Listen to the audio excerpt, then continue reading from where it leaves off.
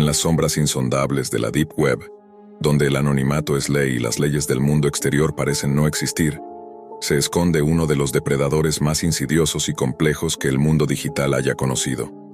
Matthew Falder, un hombre que, a simple vista, parecía la encarnación del éxito académico y la respetabilidad. Nacido en una tranquila ciudad inglesa en 1988 y forjado en las aulas de prestigiosas universidades como Cambridge y Birmingham, Falder construyó una fachada impecable, sustentada en un intelecto brillante y un carisma envolvente. Pero detrás de esa máscara de investigador exitoso y amable, se ocultaba un ser oscuro, un manipulador sádico cuya obsesión por el control y la crueldad alcanzaba dimensiones inimaginables. El territorio donde desplegó su monstruosidad no fue un callejón oscuro cualquiera, sino la Deep Web, un reino virtual accesible solo mediante softwares como Tor, que garantizan el anonimato absoluto. En ese espacio, protegido por capas y capas de cifrado, Falder operaba con una libertad aterradora. Bajo seudónimos que helaban la sangre, como 666 Devil, o Mente Malvada, no solo consumía contenido que exhibía las peores perversiones humanas, sino que también se erigía como un distribuidor, un mercader del horror que alimentaba una red clandestina de sufrimiento y explotación. Desde sus inicios, Falder mostró un patrón de conducta que escalaba en crueldad y perversidad. Lo que comenzó con actos perturbadores pero relativamente controlados, como grabar en secreto a una compañera de casa durante momentos íntimos, pronto evolucionó a un juego macabro y premeditado. Utilizaba las plataformas menos sospechosas para atraer a sus víctimas, disfrazándose con una habilidad desconcertante de perfiles inofensivos y confiables. Una de sus víctimas más emblemáticas fue una adolescente de apenas 14 años, que, como tantos otros jóvenes, buscaba oportunidades en el mundo real a través de Internet. Haciéndose pasar por una estudiante de arte llamada Liz, Falder tejió una red de engaño para ganar su confianza, manipularla y destruirla emocionalmente. La adolescente, ingenua y llena de sueños, fue lentamente atrapada en la telaraña de Falder. Convencida de que las fotografías que enviaba formaban parte de un proyecto artístico, no imaginaba que esas imágenes se convertirían en herramientas de chantaje despiadado. Cuando la verdad se reveló, el horror se instaló en su vida. Obligada a realizar actos humillantes, sometida a un chantaje psicológico brutal y aislada en una espiral de miedo y vergüenza, la joven sufrió un daño irreversible. La presión constante la llevó a pensar en la muerte como única salida, mientras Falder, en un acto final de crueldad, le aseguraba que sus imágenes ya habían sido difundidas en la Dark Web, borrando cualquier esperanza de redención. Pero esta historia no era un caso aislado. Matthew Falder había desplegado una red de identidades falsas, más de 70 alias, que utilizaba para acosar, extorsionar y destruir vidas. Sus métodos eran tan elaborados y calculados que llegó a publicar en foros de la Deep Web guías detalladas, casi manuales, para enseñar a otros cómo ejercer el control psicológico sobre sus víctimas, cómo sumirlas en un abismo de terror y sumisión. Su arrogancia y desprecio por la ley hicieron que su red criminal alcanzara un alcance internacional, atrayendo la atención de las más poderosas agencias de seguridad y espionaje. La lucha para desmantelar su imperio fue ardua y compleja. La Agencia Nacional contra el Crimen del Reino Unido, el MI6, la Policía Federal Australiana y hasta agencias de inteligencia israelíes unieron fuerzas en una cruzada contra esta figura que parecía intocable gracias al velo digital que lo protegía. Las investigaciones descubrieron un patrón inquietante: la manipulación emocional, el abuso de confianza, la explotación de la vulnerabilidad, todo orquestado desde una mente que combinaba inteligencia superior con una crueldad implacable. Finalmente, en 2017, la red se cerró alrededor de Falder. Arrestado y enfrentando cargos por 137 delitos contra 46 víctimas, su confesión desnudó una trayectoria de terror y destrucción. Fue sentenciado a una pena ejemplar: 32 años en prisión, con 6 años adicionales, sin posibilidad de libertad condicional. Pero más allá del castigo legal, la historia de Matthew Falder es un recordatorio aterrador de las profundidades a las que puede llegar el ser humano cuando se esconde detrás de una pantalla y un alias. Es un testimonio sombrío sobre la Dark Web, un espacio donde el mal se reproduce y muta, donde las heridas que inflige son invisibles para el mundo, pero no por ello menos reales. Sus víctimas llevan las cicatrices invisibles de un abuso que el sistema lucha por entender y reparar. La Deep Web, esa promesa de libertad y anonimato, se convierte para muchos en una prisión de pesadillas sin salida. Matthew Falder no solo fue un depredador, sino un símbolo de la vulnerabilidad humana frente a la tecnología y la oscuridad digital. El caso de Matthew Falder destapó una realidad incómoda y aterradora. La Deep Web no es solo un escondite para transacciones ilegales o información clasificada, sino también un refugio para depredadores que explotan el anonimato para satisfacer sus impulsos más sádicos y destructivos. Su brillantez intelectual no solo le permitió navegar y esconderse en los recovecos digitales más inaccesibles, sino también perfeccionar técnicas de manipulación psicológica que confundían a sus víctimas hasta dejarlas completamente a su merced. Falder tenía la capacidad de disfrazar su identidad digital con una habilidad que dejaba perplejos incluso a los expertos en ciberseguridad. Cada uno de sus alias tenía una personalidad creada con meticuloso detalle, diseñada para atraer a diferentes tipos de víctimas y romper sus defensas emocionales. Su modus operandi era un maestro de la ingeniería social, combinando empatía falsa con amenazas veladas, generando una mezcla letal de confianza y terror que paralizaba a quienes caían en su trampa.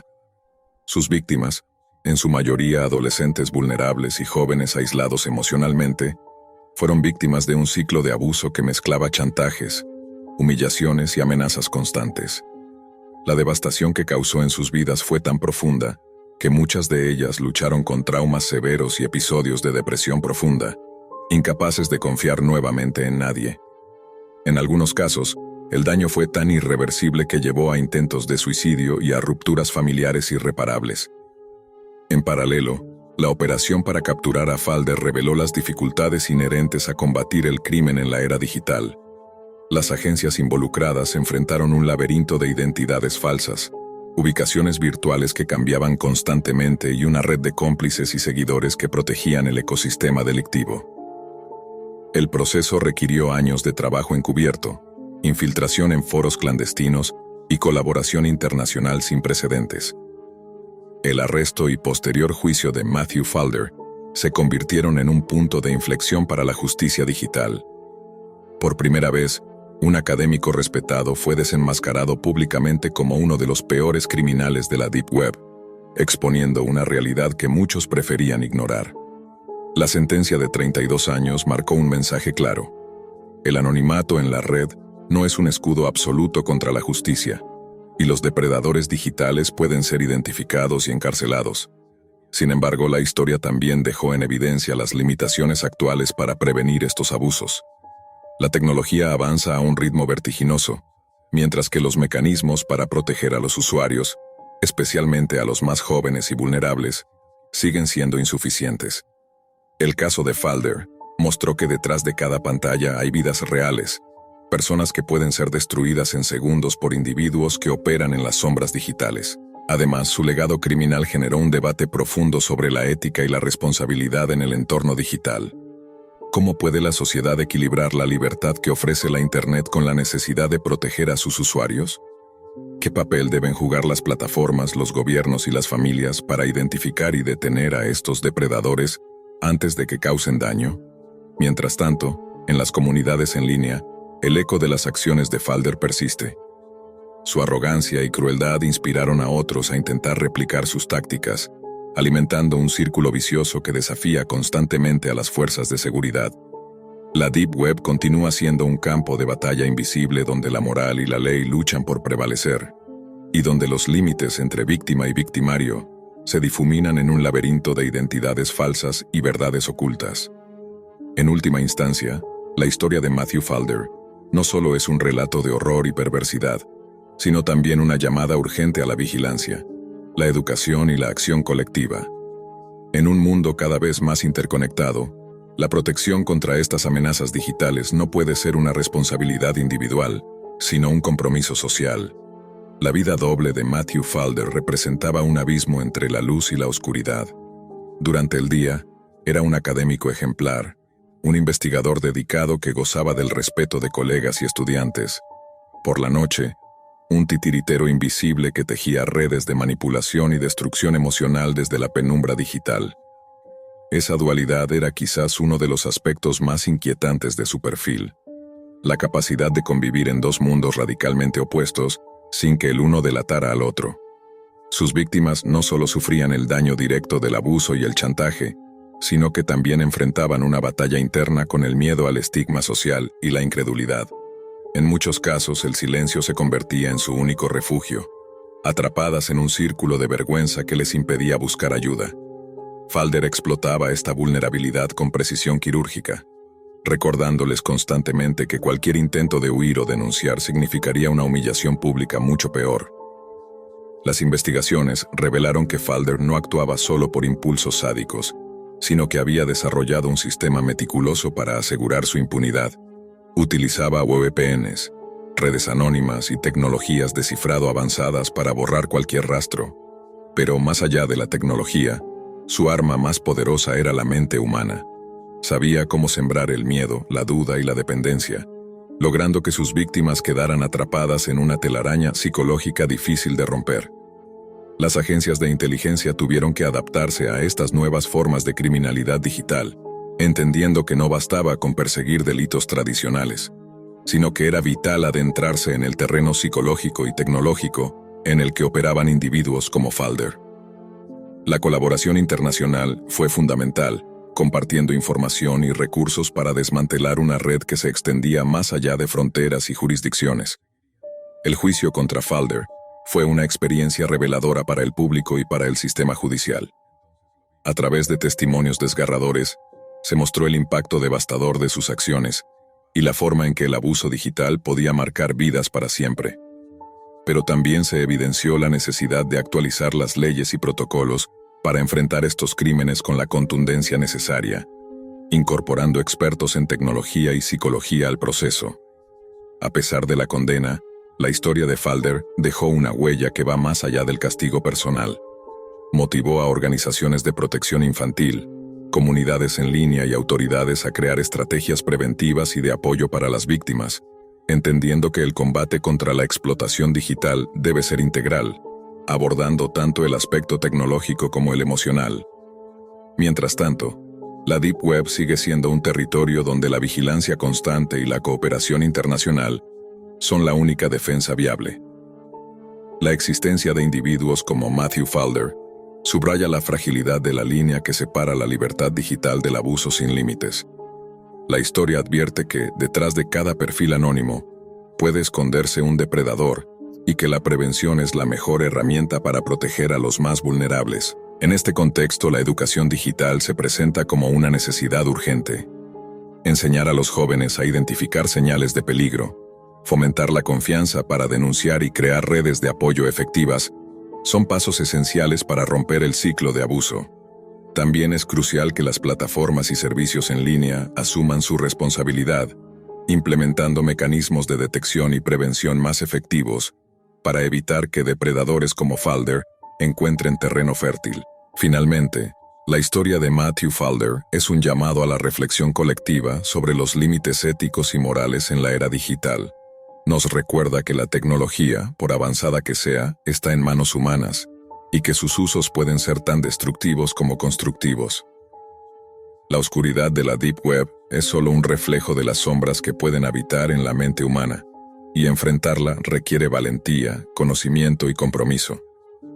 Más allá de las estadísticas y los titulares que se centraban en la captura y condena de Matthew Falder, la verdadera tragedia radicaba en las vidas destruidas y las cicatrices invisibles que su paso dejó. Cada víctima era un testimonio silencioso del poder destructivo que puede tener el abuso digital. La vergüenza, el aislamiento y el miedo se convirtieron en sombras permanentes, que a menudo eclipsaban cualquier esperanza de recuperación. Los especialistas en salud mental que trabajaron con las víctimas describieron el trauma sufrido como una forma compleja de abuso psicológico, donde el control y la manipulación eran tan profundos que las heridas internas tardaban años en sanar, si es que alguna vez se cerraban por completo. Los efectos secundarios no solo afectaban la estabilidad emocional, sino también la capacidad de confiar en otros, y la perspectiva misma de una vida normal se veía amenazada. Mientras tanto, la comunidad digital y las autoridades entendieron que la batalla contra el mal en la Deep Web no terminaría con la prisión de Falder. Él era solo una pieza en un ecosistema oscuro y vasto, donde otros actores operaban con igual o mayor impunidad. La tecnología, que prometía libertad y conexión, también había abierto las puertas a un mundo donde la moral y la ética eran desafiadas de manera constante. El caso impulsó cambios significativos en la forma en que se aborda la protección en línea. Se desarrollaron mejores sistemas de detección de actividades sospechosas en la Dark Web y se fomentó la cooperación internacional en investigaciones digitales. Pero sobre todo, se enfatizó la importancia de la educación y la prevención para que las futuras generaciones puedan navegar en el mundo digital con mayor conciencia y protección. En un mundo cada vez más conectado, la historia de Matthew Falder es un recordatorio oscuro y potente de los peligros que acechan en las sombras. Nos desafía a no bajar la guardia, a reconocer que el mal puede esconderse detrás de rostros respetables y a entender que el combate contra estos depredadores no es solo una tarea policial, sino un compromiso social y humano. Matthew Falder, con toda su inteligencia y preparación, utilizó el anonimato de la Deep Web no solo para ocultarse, sino para construir un imperio de terror que dañó irreparablemente a decenas de personas inocentes. Su captura y condena representan una victoria necesaria, pero incompleta, en la lucha contra el abuso digital. Su historia expone la oscura realidad de un mundo virtual donde la justicia es difícil de aplicar, y el daño puede ser invisible para la mayoría. Las heridas que dejó en sus víctimas no solo son personales, sino que también reflejan la vulnerabilidad de una sociedad que debe adaptarse urgentemente a las nuevas amenazas tecnológicas. La historia de Falder se convierte en una advertencia. La tecnología no es buena ni mala en sí misma, sino que depende de las manos que la usen. Y en esas manos puede residir tanto la creación como la destrucción. Es responsabilidad de todos, desde familias hasta gobiernos y empresas tecnológicas, construir un entorno digital seguro, vigilante y consciente. Porque en la era de la información, la batalla contra la oscuridad no se libra solo en las calles, sino también en el laberinto invisible de la Deep Web. Tenía 22 años. Estaba en tercer semestre de biología molecular y ya había vendido hasta mi vieja bicicleta de montaña para pagar el alquiler. Mi beca apenas cubría los libros, y ni hablar de comer 3 veces al día. La ansiedad me acompañaba como una sombra, día y noche. Recuerdo que esa noche estaba navegando por foros de supervivencia estudiantil, buscando formas alternativas de generar ingresos. Nada me servía. Hasta que, por error o quizás por destino, un enlace extraño me llevó a un subforo oscuro, oculto por capas y capas de proxies. La dirección era irreconocible, sin logos, sin títulos, solo texto blanco sobre fondo negro. Un mensaje destacaba por encima del resto. ¿Sangre A negativo? Te pagamos en Bitcoin, sin preguntas. Al principio creí que era una broma o una estafa más, pero algo en esa página tenía un aire distinto. Profesional, pulcro, metódico. La tabla de precios estaba clara. Sangre tipo A negativo, $25 por cada 100 mililitros. Eso era 5 veces más que lo que ofrecían las clínicas legales. Aceptaban otras tipologías, pero claramente A era la más valorada. ¿Raro? Sí. Pero cuando el hambre aprieta, tu moral y tu instinto de supervivencia entran en un juego peligroso. Llené el formulario. Nombre falso, claro. Solo pedían 2 cosas, tipo de sangre y un correo electrónico. 1 minuto después, recibí la respuesta. Instrucciones precisas. 100 mililitros, martes por la noche, buzón. Pago al amanecer. Decía que debía dejar el vial en un recipiente hermético dentro de mi buzón, y que el recolector pasaría en la madrugada. El problema: mi buzón no tenía tapa. Lo usaba tan poco que ni recordaba cómo abrirlo. Pero el del señor Romano, mi vecino, sí. Vivía solo, pasaba la mayor parte del día dormido, y no parecía usarlo nunca. Me convencí de que solo sería una vez. No habría daño. Compré un kit de extracción en Amazon, vi un tutorial en YouTube, y con manos temblorosas pinché mi vena por primera vez. La sangre fluía espesa, caliente, como si mi cuerpo supiera que algo no estaba bien. El martes a las 2:46 de la mañana me senté frente a la ventana de mi cuarto, que daba justo al buzón del señor Romano. La calle estaba desierta, sin un alma. Pero a las 3:12 una figura apareció, alta, muy alta. flaca como un poste. Llevaba una sudadera negra con capucha y guantes. Se movía sin hacer ruido, como si flotara. Se agachó, abrió el buzón y tomó el vial. Luego levantó la cabeza, y por un segundo sentí que sus ojos se encontraron con los míos, a través de la oscuridad. Me congelé, pero no pasó nada. Se alejó y desapareció en la esquina. A las 6 de la mañana revisé mi wallet.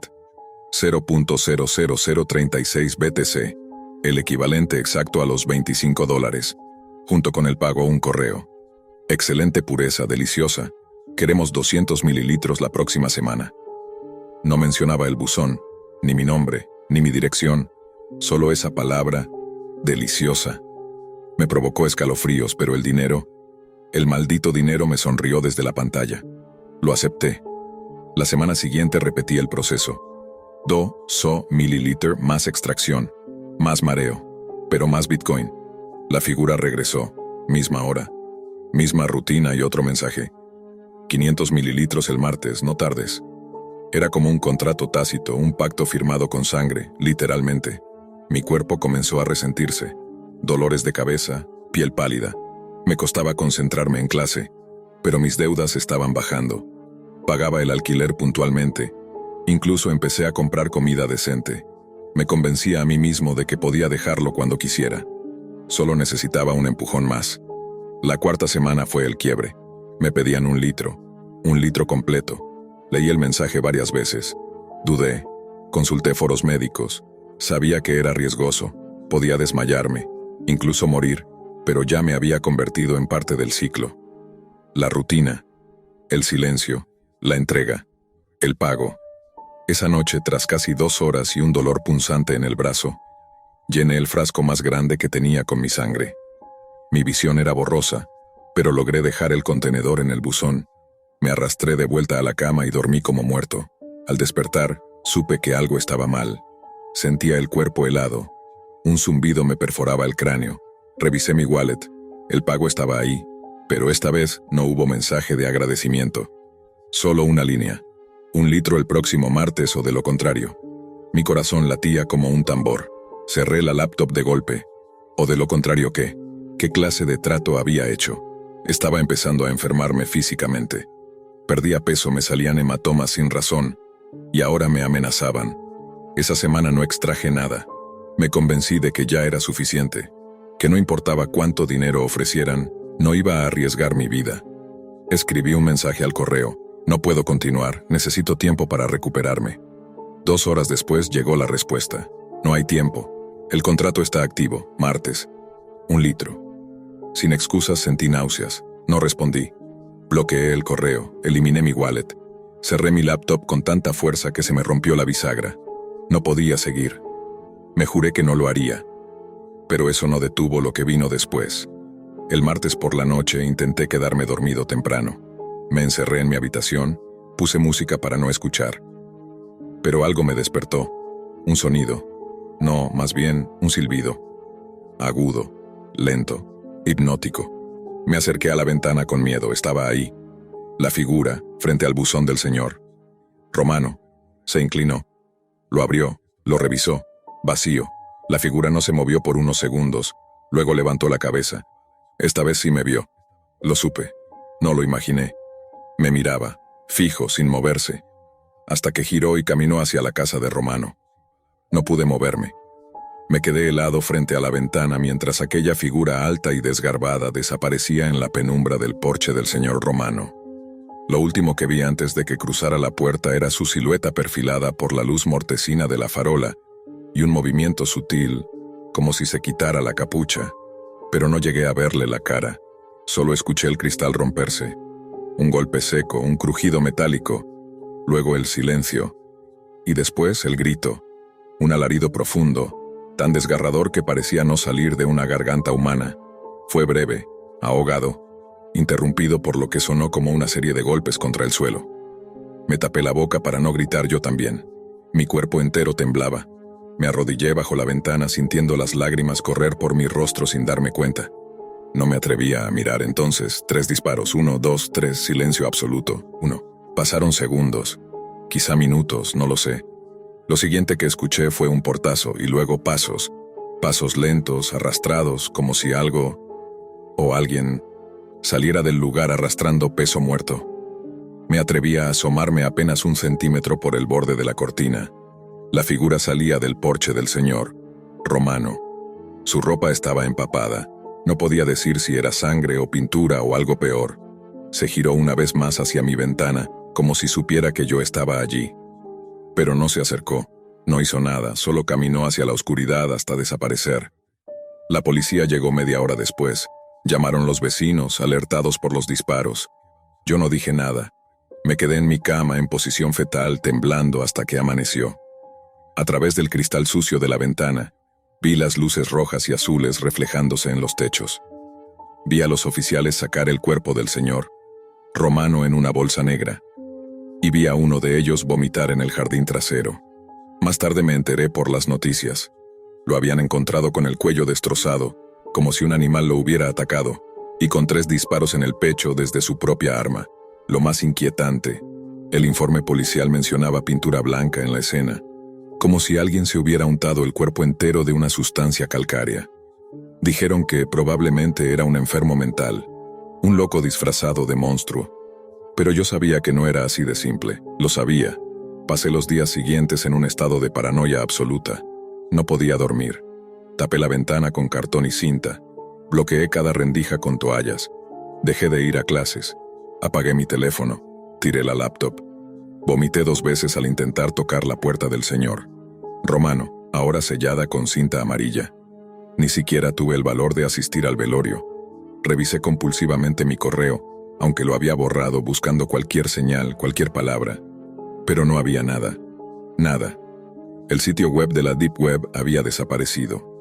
No quedaba rastro del foro, ni del formulario, ni del mensaje original.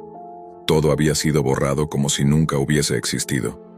Incluso el dinero en mi wallet, el rastro de las transacciones en la cadena de bloques, parecía haber sido borrado de manera quirúrgica.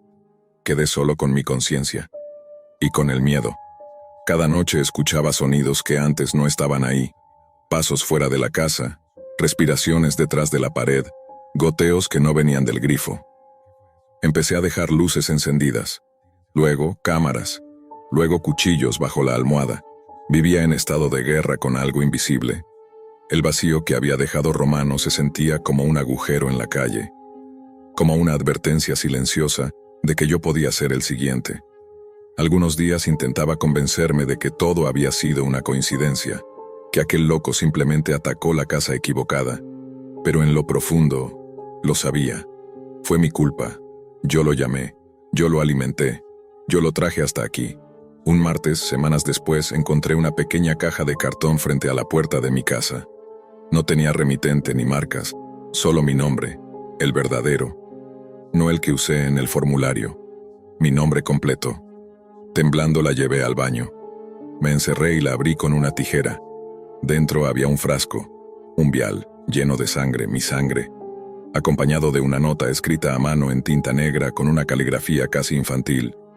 Tú eres especial. Te estamos esperando. El resto del día lo pasé llorando en el suelo del baño, sintiendo como cada fibra de mi cuerpo quería desaparecer. Tuve un ataque de pánico. Mi primer ataque de pánico real. Llamé a mi madre, pero no dije nada. Solo colgué. Ella nunca supo. A partir de entonces dejé de usar el nombre que usé en la Deep Web. Cambié de teléfono. Me mudé. Abandoné la universidad. Intenté reiniciar mi vida. Le conté a un psicólogo parte de la historia, disfrazándola como un sueño recurrente. Me recetó antidepresivos y pastillas para dormir. No sirvieron, porque el problema no está en mi cabeza. Está allá afuera. Vivo sabiendo que alguien, o algo, me marcó. Y no sé cuándo volverá. Después de recibir aquella caja con mi sangre dentro, algo dentro de mí se rompió definitivamente. Ya no era el mismo, no podía serlo. Mi cuerpo seguía viviendo, comiendo, moviéndose, pero mi mente flotaba en un abismo que no tenía fondo. Cada noche, el aire se sentía más espeso, como si algo invisible se colara por las rendijas de la casa. Dejé de dormir más de 2 horas seguidas. Me levantaba sudando, jadeando, con imágenes borrosas en la cabeza, ojos que brillaban en la oscuridad, agujas oxidadas, manos frías tocándome el cuello.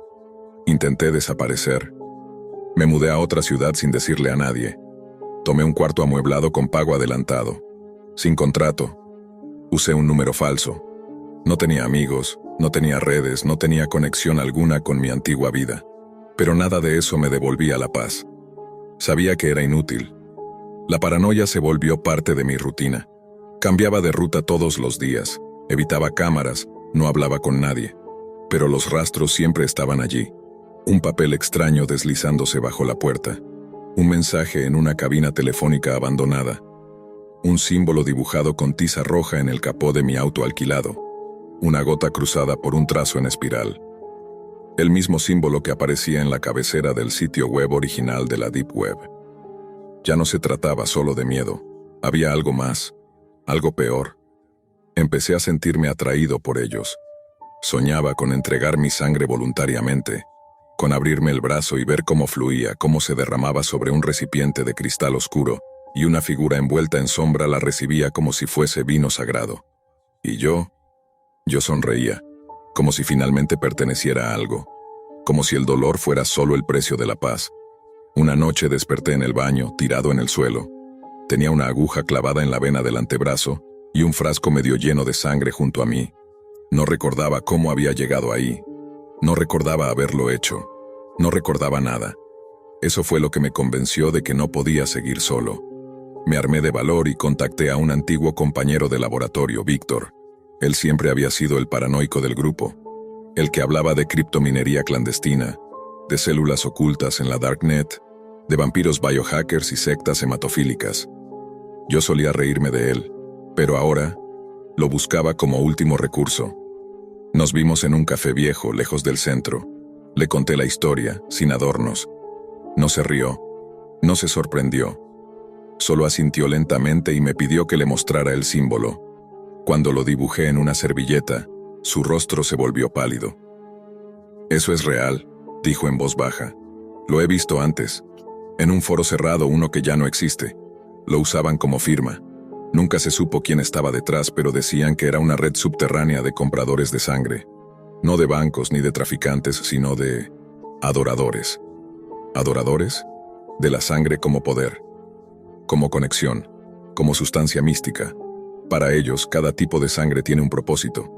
La A negativa es la más buscada». Víctor me explicó que existían rumores de cultos que combinaban biología, alquimia y tecnología, que experimentaban con sangre, buscando longevidad, control mental, inmunidad. Me habló de la Sociedad del Rastro Carmesí, un nombre que sonaba ridículo pero que en el fondo tenía todo el sentido del mundo. Y entonces me soltó algo que me heló la sangre. «Tú ya no eres solo un proveedor». Me miró a los ojos, muy serio.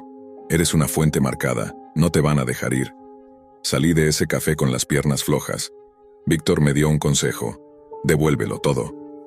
Me explicó que, según el mito, si uno devolvía el pago completo, si rechazaba la bendición, a veces lo dejaban ir, que era como cerrar un pacto antes de que se consumara del todo. Esa noche vendí todo lo que tenía, hasta el celular. Convertí lo poco que me quedaba en criptomonedas, localicé mi antigua wallet usando una memoria que creía destruida, y transferí de vuelta el equivalente en Bitcoin. Exactamente la cantidad que me habían pagado desde el principio, con una nota anexa en código hexadecimal que decía simplemente, no más. Pasé 3 noches sin dormir esperando que algo ocurriera. Pero no pasó nada. El símbolo desapareció de mi puerta. No volví a recibir mensajes. El silencio se instaló como una niebla espesa, pero me trajo algo parecido a la paz. Pensé que todo había terminado, que por fin me había liberado. Pero entonces llegó el último martes del mes. Y con él, la carta. No llegó por correo electrónico. No fue dejada bajo la puerta. Estaba dentro del refrigerador, envuelta en plástico entre mis botellas de agua. Un sobre negro, sellado con cera roja.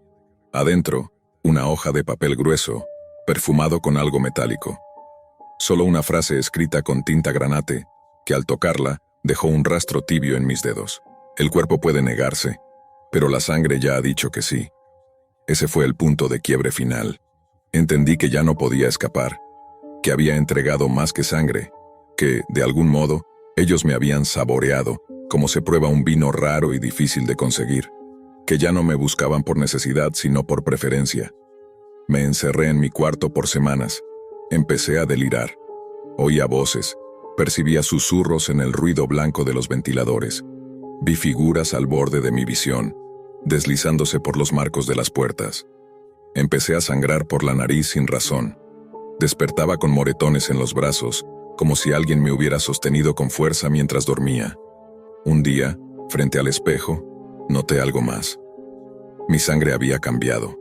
Era más espesa, más oscura, casi negra, y olía dulce. Algo dentro de mí estaba mutando, lenta y silenciosamente. Me di cuenta de que quizá nunca quise escapar del todo, que en el fondo, yo también quería saber qué se sentía pertenecer, qué se sentía no ser solo humano. Esa fue la última semana que escribí en este diario. Mañana es martes otra vez, y esta vez, yo voy a esperarlo afuera. Hay momentos en la vida que lo cambian todo. A veces no se trata de un accidente, ni de una muerte, ni de un crimen. A veces basta una traición. Tenía 19 años. Lo tenía todo calculado. Una beca, un plan de vida, y una relación que creía sincera. Emma era su centro, su calma, su futuro, hasta que no lo fue. Descubrió la infidelidad por accidente, un mensaje en su laptop, una conversación sin borrar, una foto que no le dejaba espacio a la duda. El golpe no fue solo emocional, fue existencial. El mundo de pronto dejó de tener sentido. Pasó días sin hablar con nadie. No lloró, no gritó, solo se quedó inmóvil. Era como si el alma se le hubiera disuelto por dentro. Lo peor no fue la traición, sino la indiferencia de Emma. Lo siento, ya no siento lo mismo, fue todo lo que obtuvo. Fría, cínica, como si él fuera un error que debía corregir. Fue entonces cuando la rabia se abrió paso entre la niebla. No era justo. No podía ser todo tan simple para ella. Tenía que pagar, no solo por lo que hizo, sino por cómo lo hizo, por tratarlo como si fuera nada. Esa noche encendió la computadora, no por despecho, sino por impulso. Un impulso envenenado. Había escuchado rumores de sitios en la red oscura donde se podía publicar contenido íntimo. Nada legal, nada moral, pero suficiente para darle una lección. Usó Tor, activó una VPN, sabía los pasos, se había informado por curiosidad nunca pensando que lo usaría. Hasta ahora. Navegó por sitios turbios, algunos cerraban tras segundos, otros lo redirigían a chats con contenido grotesco. Nada de eso lo detenía. Seguía buscando algo que se ajustara a su sed de venganza. Hasta que encontró el foro. Se llamaba La Lista de Traviesos. El diseño parecía un juego infantil, como una web navideña para niños, pero algo en sus colores vibrantes tenía un matiz inquietante. Había una música de fondo, una versión distorsionada de Jingle Bells en tonos menores. Había varias secciones. Regalos para los buenos, sorpresas de Santa, y la que le llamó la atención de inmediato, castigos para los traviesos. Al hacer clic se desplegó un formulario. Frases como «ayuda a Santa a mantener la lista limpia» lo incitaban a completar la información. Era tan surrealista que casi parecía una broma. Pero él ya no tenía límites. Quería que Emma sufriera, quería humillarla. Ingresó su nombre, edad, dirección, enlaces a su Instagram, Facebook. Subió 2 fotos íntimas que aún guardaba, dudó por un segundo pero solo uno. Luego hizo clic en enviar. La pantalla se oscureció y apareció una ruleta con luces rojas y verdes. Giró lentamente hasta que el puntero cayó en una casilla dorada. Premio mayor. Una risa robótica estalló por los parlantes. Luego el mensaje: «Gracias por tu contribución. La traviesa número 22 será procesada por Santa muy pronto. ¡Feliz Navidad!». Sintió una mezcla de adrenalina y vacío. No sabía si sentirse satisfecho o arrepentido. Algo en ese mensaje no encajaba. ¿Traviesa número 22? ¿Qué significaba eso? Cerró la computadora. No volvió a entrar al foro. Intentó olvidarlo, pero el olvido no fue una opción. 4 días después, Emma desapareció. La noticia se regó como pólvora por el campus. Sus amigas la buscaban. Su madre estaba desesperada. La policía no tenía pistas. Él sabía algo que nadie más sabía, pero no podía decirlo. ¿Cómo lo explicaría? Lo llamaron a declarar como uno de los últimos en hablar con ella. Mintió. Dijo que hacía semanas no hablaban, que no sabía nada. Pero por dentro la culpa comenzaba a incubarse como un parásito. Lo devoraba en silencio. Cada noche revivía la escena de la ruleta, la risa robótica, el mensaje de Santa. Empezó a ver cosas, ruidos en su casa, campanitas que no sabía de dónde venían, sombras que no estaban antes. Soñaba con chimeneas y sacos de juguetes, con manos enguantadas en rojo, con una voz grave que le decía: Santa siempre sabe quién ha sido travieso. Una semana después, su celular vibró con una notificación. Un número desconocido le envió una foto, una imagen borrosa de Emma, con los ojos vendados, atada, y detrás de ella una figura vestida de Santa Claus. La imagen desapareció segundos después. Vomita, tiembla.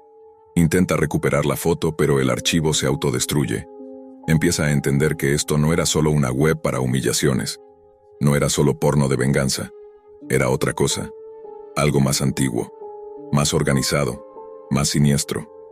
Un sistema oculto detrás de un disfraz festivo. Un culto digital al castigo. Una tradición macabra envuelta en luces navideñas. Recibe un paquete días después. Dentro hay una bola de adorno navideño. Dentro de la esfera una grabación de voz. Ha sido muy útil este año. Traviesa número 22 ya recibió su regalo. ¿Tienes más nombres para nosotros? La bola se rompe sola en sus manos. No sabe si está perdiendo la cordura o si algo verdaderamente real está ocurriendo. Empieza a buscar el foro otra vez. Pero ya no existe. O al menos no puede encontrarlo. Intenta contactar con alguien, dejar denuncias anónimas, enviar correos. Todo sin éxito. El miedo se convierte en obsesión. Hasta que una noche, caminando por una calle solitaria cerca del centro, ve algo en una pared. Un afiche, viejo y rasgado. Tiene un dibujo de un Santa Claus grotesco, con garras en lugar de guantes y una sonrisa torcida. El texto dice: Él sabe si has sido bueno o malo, y tú fuiste muy malo. Comienza a preguntarse si hay más personas detrás de todo esto, si hay más traviesos en esa lista, si ha desatado algo que va mucho más allá de lo que puede entender. Su nombre podría estar ahora allí también. No puede dormir, no puede comer. Vive encerrado, persigue sombras en la pantalla. Se convence de que alguien lo observa a través de la webcam. Cubre el lente. Escucha campanitas a lo lejos. El invierno llega más temprano ese año. Y con él, el eco de algo que se arrastra entre los cables de la red. Algo que lleva gorro rojo y barba blanca pero no trae regalos. Las semanas posteriores a la desaparición de Emma se volvieron una prisión sin barrotes. El protagonista, al que llamaremos simplemente él, dejó de asistir a clases, dejó de contestar llamadas, dejó de vivir como antes. Todo se volvió repetitivo, claustrofóbico, lleno de sonidos huecos y pensamientos que rebotaban sin cesar dentro de su cabeza. Cada rincón de su habitación estaba cargado de tensión. La silla donde ella solía sentarse, la taza que alguna vez compartieron, el olor tenue de su perfume que aún flotaba en las esquinas más olvidadas. Pero ahora, además del dolor, estaba la paranoia, ese sentimiento viscoso que se arrastra lentamente, que lo empuja a mirar por encima del hombro, a cerrar la puerta 2 veces, a revisar su cámara web cada mañana. Él ya no podía distinguir la realidad de sus alucinaciones. A veces creía escuchar su voz llamándolo desde la pantalla. Otras veces soñaba con la misma escena. Emma dentro de una chimenea, intentando gritar, pero con la boca sellada por una cinta roja. En esos sueños, una figura vestida de Santa Claus reía con una voz grave y hueca mientras anotaba su nombre en una lista interminable. La policía había cerrado el caso como una desaparición no resuelta. Nadie sospechaba de él, todavía. Pero él mismo sí lo hacía. Se veía en el espejo con asco. No reconocía sus ojos. No reconocía su propia respiración. La esfera navideña que había recibido seguía ahí, rota en su escritorio, como una prueba de un crimen sin pruebas. La grabación se repetía en su cabeza a cada instante. Ha sido muy útil este año. Traviesa número 22 ya recibió su regalo. Se preguntaba quiénes eran los otros 21, cuántos habían contribuido a esa lista antes que él, cuántas vidas se habían perdido por culpa de una decisión impulsiva en la red oscura. Intentó buscar ayuda. Se conectó a foros de usuarios de la Deep Web. Publicó mensajes en subreddits ocultos. Nadie respondía directamente. Hasta que una noche, En uno de esos canales fantasmas donde los usuarios no tienen nombres, recibió un mensaje directo. Sin firma, sin presentación, solo un enlace. La URL parecía una secuencia de caracteres sin sentido, pero él sabía cómo abrirla. Usó Tor. Ingresó al sitio. Esta vez no encontró el diseño infantil ni los colores navideños. Era solo una pantalla negra con una frase blanca. Una vez que colocas un nombre en la lista, no hay marcha atrás. Debajo de esa frase, un contador. El número avanzaba lentamente. 42, 43, 44, y justo al lado una opción. Ver nombres recientes. Sintió el corazón estrellarse contra sus costillas. Dudó. Pero hizo clic. Ahí estaba. Emma Rodríguez. Traviesa número 22. Fecha de ingreso, 17 de octubre. Y debajo otras. Rodrigo V. Travieso número 21. Natalia C. Traviesa número 20. Alejandro H. Travieso número 19. Todos los nombres tenían algo en común. Enlaces a perfiles de redes sociales y al lado un icono rojo con una X. Al pasar el cursor el mensaje aparecía en tipografía rústica. Cumplido. Vomita otra vez. Siente que se le quiebran los dientes por el rechinar de su mandíbula. Todo esto es real. No era solo un castigo público. Era una sentencia de muerte. Los días siguientes fueron peores. Se despertaba con el sonido de campanitas que nadie más oía. Había huellas de botas embarradas en el pasillo de su casa, y cada mañana en su bandeja de entrada, un correo nuevo sin remitente con líneas como ¿Fuiste bueno esta semana? Santa no olvida a sus ayudantes. ¿Tienes otro nombre para nosotros? El miedo se transformó en terror. Luego, en obsesión, intentó hacer el camino inverso. Intentó encontrar a los que estaban detrás del sitio. Analizó el código fuente, trató de rastrear las IP, contrató a un hacker en un foro clandestino. Nada.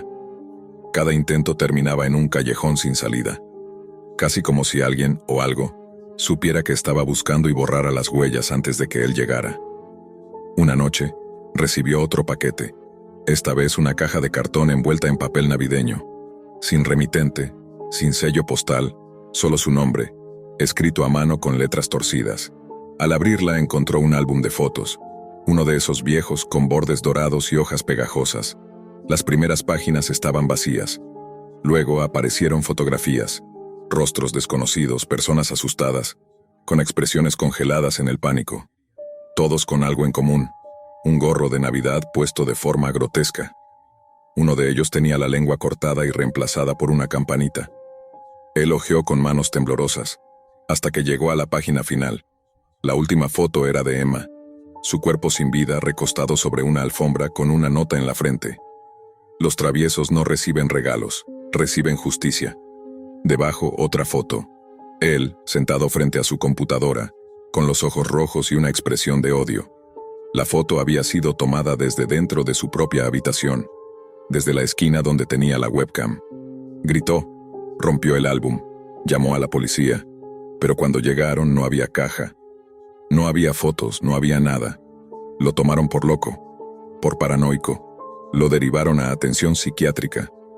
Comenzó a perder contacto con la realidad. Ya no podía distinguir los sonidos reales de los que vivían en su cabeza.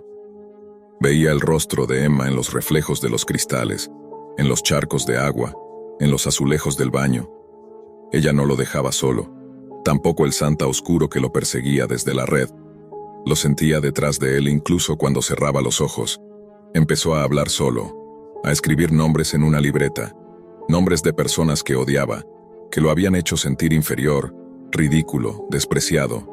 En sus pesadillas, un Santa Claus distorsionado le susurraba al oído: hazlo otra vez, te diste un regalo a ti mismo, solo uno más.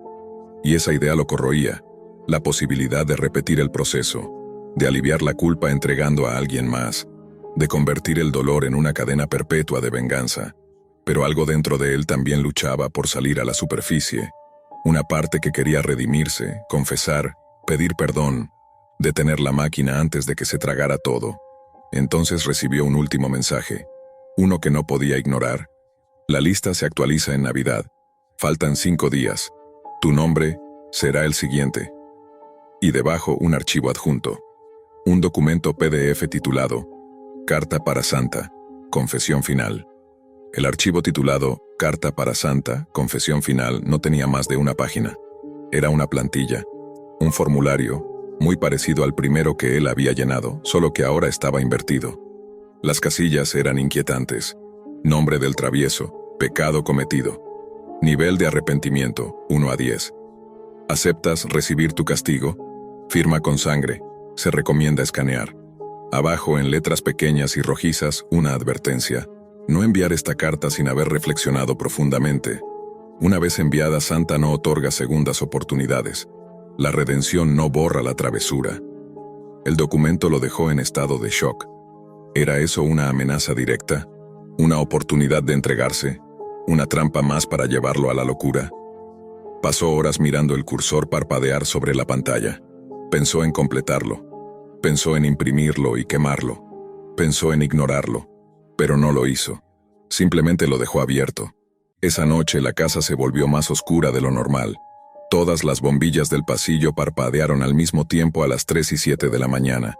El router dejó de funcionar durante 66 segundos exactos, y cuando volvió la señal, una nueva carpeta apareció en su escritorio.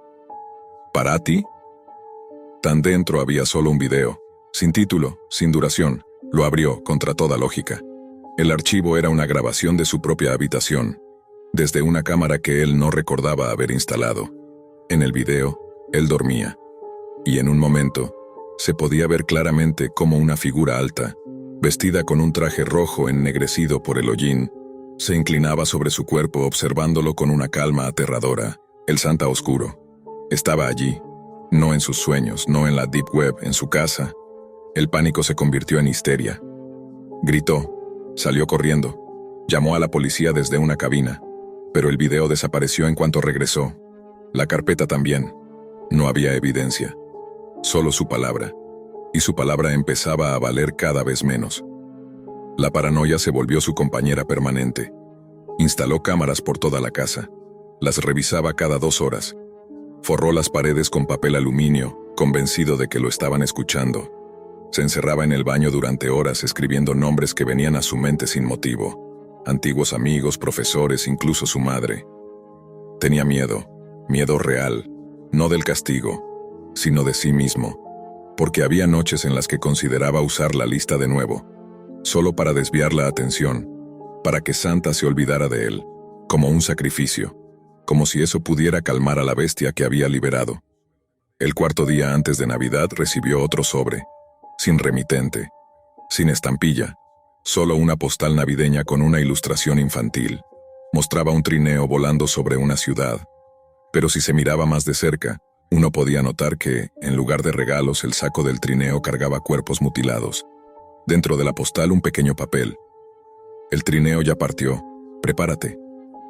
Ese día no salió, no habló, no comió. Simplemente miró por la ventana, esperando ver un trineo en el cielo. No lo vio, pero sí notó algo en la calle. Un hombre vestido de Santa estaba parado frente a su casa, inmóvil, sin mover la cabeza, sin gestos.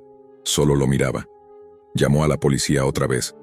Dijeron que no vieron a nadie al llegar, pero el video de sus cámaras mostraba claramente la figura en la vereda. Cuando los agentes lo vieron, se miraron entre ellos. Uno de ellos le susurró al otro algo que no alcanzó a escuchar. Desde ese día, supo que lo tomaban por loco. El tercero, antes de Navidad, desapareció otro nombre de la lista. Travieso número 43. Un tipo llamado Luis Esteban C. Investigó. Encontró su Facebook. Su perfil era público. 2 días después, los medios anunciaron que Luis Esteban había sido encontrado muerto en un centro comercial abandonado. Su cuerpo había sido colgado de una soga envuelta en luces navideñas, con una piñata vacía a su lado. Dentro de la piñata encontraron una tarjeta. Santa te estaba observando. Él sintió que su sangre se congelaba. ¿Esto estaba creciendo? ¿Se estaba saliendo de control? Estaba solo observando cómo la lista crecía con nuevos nombres y nuevas muertes. El 2º día antes de Navidad hizo lo impensable. Escribió el nombre de alguien en un papel. Alguien que siempre lo había humillado. Su antiguo entrenador de natación, Carlos. Un hombre cruel, burlón, que había hecho de su adolescencia un infierno. No lo escribió con la intención de enviarlo, al menos no al principio. Pero una parte de él quería saber qué pasaría. ¿Podía salvarse entregando a otro? Entró a la Deep Web. Buscó con frenesí. No encontró el sitio, pero sí una réplica, más deteriorada, más escondida. Un nuevo formulario, con menos luces y sin música. Solo un encabezado en letras góticas. La lista vive. La lista observa. La lista castiga. Insertó el nombre, la dirección, una foto y en la última casilla, se detuvo. Sus dedos temblaban. La opción decía, ¿deseas sacrificar este nombre en tu lugar? Cerró la laptop de golpe. Number no podía hacerlo, no otra vez. Y esa noche tuvo un nuevo sueño. En él estaba sentado en una silla de madera, amarrado con guirnaldas. Emma lo observaba desde una esquina, con los ojos vacíos. A su lado, Santa encendía un fuego en una chimenea gigantesca, mientras cantaba una versión invertida de Silent Night. Silent, fright, bloody night, all is wrong, nothing's bright. Despertó con sudor, con un nudo en la garganta y marcas rojas en sus muñecas. El último día antes de Navidad, la cuenta regresiva terminó. La página del foro volvió a aparecer por sí sola en su pantalla. Una última línea brillaba en rojo. Hoy recibes tu regalo. Y debajo el temporizador. El tiempo se acababa, y él ya no sabía si debía correr, esconderse o aceptar su destino. Pero entonces, una nueva carta apareció bajo su puerta. La carta que apareció bajo la puerta no tenía remitente, pero el sobre era de un rojo tan intenso que parecía húmedo. Al abrirlo, una hoja de pergamino crujió como si llevara siglos dormida. El texto, escrito con una caligrafía infantil y desordenada, decía: «Has sido muy travieso. Pero Santa siempre da una última oportunidad para redimirse. 3 caminos tienes ante ti. 1. Escribir un nuevo nombre en la lista. 2. Aceptar tu castigo como merecido. 3. Entrar a la fábrica y hablar con Santa en persona. Decide antes de que den las 12. PD. La chimenea ya está encendida». No había firma. Solo una mancha en forma de campana. El reloj marcaba las 11:32 de la noche. El tiempo se deslizaba con la frialdad de una cuchilla. Miró su habitación. Todo parecía más oscuro de lo habitual. El espejo mostraba su rostro, pero con un leve retardo, como si el reflejo pensara 2 veces antes de moverse. La computadora se encendió sola. La pantalla mostró una imagen, una fábrica abandonada a las afueras de la ciudad, cerca de un viejo parque industrial. Era un lugar real. Lo reconoció. Había pasado por allí de niño. La opción 3, ir a la fábrica. Tomó su abrigo. No pensó. No reflexionó. Solo sintió que por fin podría enfrentarlo. Saber si Santa era una persona, un culto, un demonio, o él mismo reflejado en su forma más podrida. El trayecto fue lento. Cada semáforo parecía parpadear al ritmo de su ansiedad. Afuera la noche estaba cargada de neblina y un frío insoportable. Parecía que la ciudad entera había sido cubierta por una sábana blanca para ocultar lo que estaba a punto de ocurrir. Cuando llegó a la fábrica, el portón estaba abierto. Las paredes estaban cubiertas de grafitis, pero uno sobresalía. «Aquí termina la lista». Entró. Dentro la oscuridad lo tragó de inmediato, pero pronto lo envolvió una luz cálida, proveniente de una chimenea encendida en el centro del salón principal. A su lado, un trineo oxidado, cubierto de sacos que se movían como si algo respirara dentro. Y frente a la chimenea, Santa. Pero no era el Santa de los cuentos, ni siquiera el Santa distorsionado de los videos. Era un ser enorme, con piel grisácea y ojos vacíos, cubierto por un traje rojo sucio, con la barba manchada de hollín y sangre seca. Sus guantes estaban cosidos con hilo humano, y su voz era un eco que atravesaba los huesos. «Llegaste justo a tiempo, pequeño travieso. ¿Vienes a entregar otro nombre? ¿O vienes a aceptar tu lugar en el saco?» Él no respondió. Temblaba. «No es la primera vez que haces esto, ¿sabes? La lista existe porque humanos como tú la alimentan. Tú no la creaste, pero la fortaleciste. Con odio, con rabia, con ego». Santa se acercó, caminando lentamente, arrastrando unas campanas que tintineaban con un sonido grotesco, como huesos al chocar. «Podría darte una salida, pero sería cobarde. ¿Quieres saber la verdad?» Santa levantó uno de los sacos. Lo abrió. Emma. Su cuerpo no estaba muerto, estaba paralizado. Sus ojos se movían lentamente, llorando en silencio. Había sido mantenida viva todo ese tiempo, atrapada, consciente. Él cayó de rodillas, vomitó, gritó. Le suplicó a Santa que la liberara, que lo castigara a él. Santa lo miró con desprecio. Las travesuras no se perdonan, solo se equilibran. Sacó un pergamino gigantesco. Lo desenrolló. Miles de números, miles de fechas. Cada uno, una víctima, una historia. Y allí, al final de todo, el último nombre, su nombre. Fecha, esa noche. Tu regalo es recordar para siempre. No la muerte, sino la culpa. Santa lo tocó en la frente con un dedo, y todo se volvió negro. Despertó en su cama. Era de día. Todo parecía normal. Emma estaba desaparecida oficialmente, pero nadie lo culpaba. Nadie hablaba del foro.